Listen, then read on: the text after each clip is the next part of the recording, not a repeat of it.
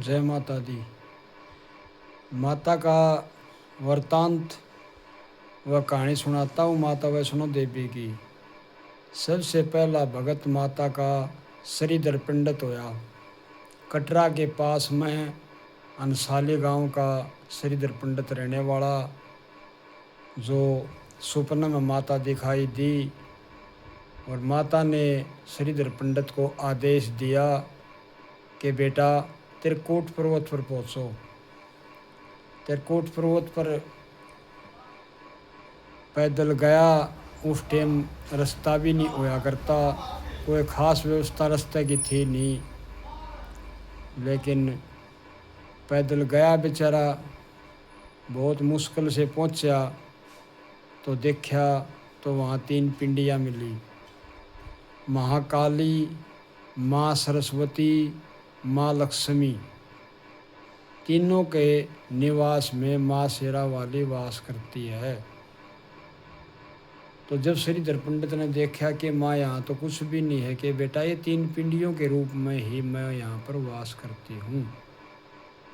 तो श्रीधर पंडित बहुत गरीब घर से था, कोई संतान नहीं थी। उस टाइम लग उसके पास कोई संतान नहीं थी, लेकिन माता ने आदेश दिया कि बेटा तुम मेरा भंडारा लगाना।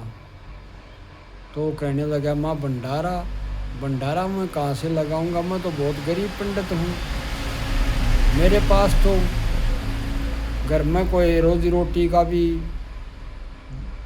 ठीक से मतलब काम नहीं है, जुगाड़ नहीं है, तो मैं आपका भंडारा कहाँ से लगाऊंगा। मैं बोली बेटा सब इंतज़ाम ऊपर वाला करेगा, आप मेरा भंडारा लगाना, सब काम हो जाएगा समय पर। आदेश दे दिया कि आज से जब ये यात्रा तेरी पूरी हो जाए, अंसाली गांव में पहुंच जाए, निमंत्रण यानी कि न्योता देना शुरू कर दे भंडारे का। सब ने जहाँ तक भी पहुंच सके 1 महीना तक न्योता दे दूँ, उसके बाद तेरे दरबार पर यानी कि तेरी कुटिया पर भंडारा होगा। तो न्योता देना शुरू कर दिया। तो श्रीधर पंडित कुछ चिंता में पड़ गए, वही भंडारा कोई प्रोग्राम मतलब पास में कुछ कोई जुगाड़ तो है नहीं, लेकिन भंडारा कैसे होगा। फिर माँ स्वप्न में दिखाई दी कि बेटा इसकी चिंता छोड़ दो, भंडारा होगा और तेरी कुटिया पर अंसाली गांव में ही होगा। और वहीं होया। तो ठीक है माता जी, जैसा आपका आदेश वैसा मैं पूरा करूँगा, ठीक है।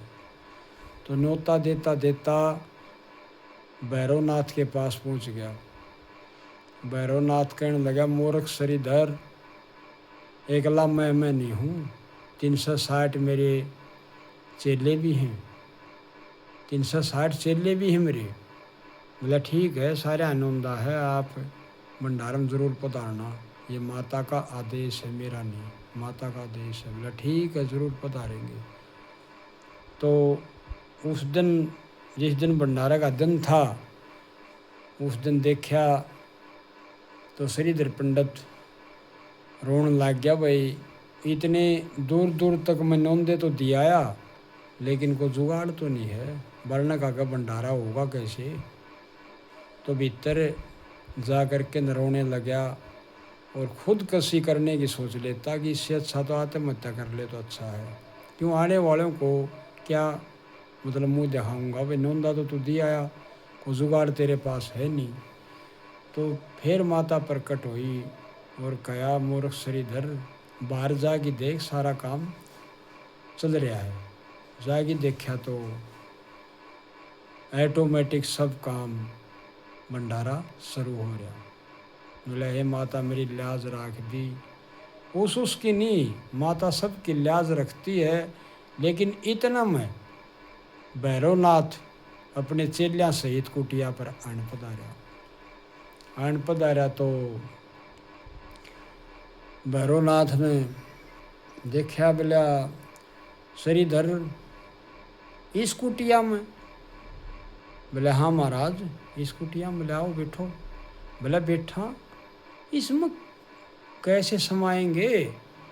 360 तो मेरे चेले हैं।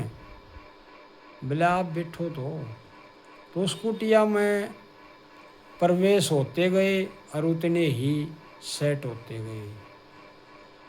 तो उस भैरवनाथ ने अंदाज़ा लगाया कोई माया हो नहीं सकती है, ऐसे तो हो ही नहीं सकता। छुया तो कुटिया बड़ी हो रही, फिर तो जितने इसमें आवे हैं उतने समाज आवे हैं, जितने आवे हैं उतने समाज आवे हैं, ये तो कुटिया बड़ी हो रही है। मेरे तो घोर चमत्कार है। फिर वो भोजन, साधारण भोजन माता का भंडारम, तो हलवा, खीर, पूरी, छोले, वही नो बोला ये नहीं चलेगा। बोला और बोला मेरे को तो मांस मदिरा। बोला मांस मदिरा? बोला मांस मदिरा तो महाराज इस भंडारम तो आप तो मांस मदिरा मांग रहे हो, मतलब आड़ दो नाम लेने का भी वो है, ये तो शुद्ध भंडारा है माता वैष्णो देवी का।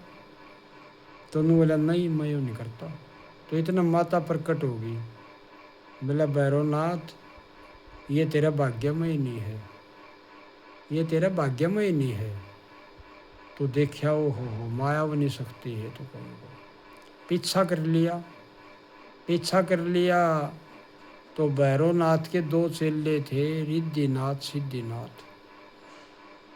दो चेले मैन थे जो सारी बार उसके साथ रहे थे, रिद्धिनाथ सिद्धिनाथ। उनको आदेश दिया कि इस शक्ति का अंदाज़ा लगाओ ये क्या है। तो उन्होंने देखा, पीछे पीछे लगे रहे, त्रिकूट पर्वत पर जा करके देखा तो शेर भी माता को छोड़ के चला गया था। शेर पर सवारी करा दी ना माता, शेर भी अपना विश्राम के लिए चला गया, माता भी कुटिया में चली गई। और हनुमान अपने महाराज बाबा बजरंगबली रखवाली कर रहे कुटिया का आगे। जब रिद्धिनाथ ने बताया आनगी कि महाराज नूनू देखा। बोले हैं? तो ये तो बोला फिर शक्ति अद्भुत है। बोले हम आजमाएंगे ज़रूर। तो भैरवनाथ ने जिद कर ली कि मैं इस शक्ति से टकरा के रहूँगा, ये शक्ति कुछ भी हो, अंजाम कुछ भी हो, इससे मैं टकरा के रहूँगा। तो माता का दरबार में प्रवेश करने लगा तो हनुमान ने बहुत इनकार किया, मना किया, लेकिन नहीं माना। हनुमान ने आखिरी ये ठान ली कि गदा अपनी तैयार कर ली अंत करने के लिए उसका। भीतर तो माता लकड़ियाई। माता ने बोली हनुमान यो मेरा शिकार है, तेरा नहीं। मेरी भेंट चढ़ेगा यो, तेरी नहीं। तो एक पास हनुमान एक पास हो गया। जब माता ने त्रिशूल मारा था, ऊपर नाड़ नाड़ गई थी, जो ऊपर भैरवनाथ की अभी पूजा करा, हाँ, तो नाड़ चली गई। तो जब भैरवनाथ ने माफ़ी मांगी थी, हे माता आपके साथ साथ आपकी तो पूजा होगी, मुझे भी कुछ वरदान दो। बोली जा, दे दिया। तेरा दर्द तो यहाँ पड़ा रहेगा मेरी गुफा का आगे, और शीश वहाँ रहेगा। और जो भगत तेरे पे पहले चला गया तो यात्रा निष्फल हो जाएगी, यानी कि यात्रा मानी नहीं जाएगी। और जो भगत मेरे पर आने के बाद तेरे पर नहीं गया तो भी यात्रा निष्फल हो जाएगी, मानी नहीं जाएगी। सभी भाइयों के सामने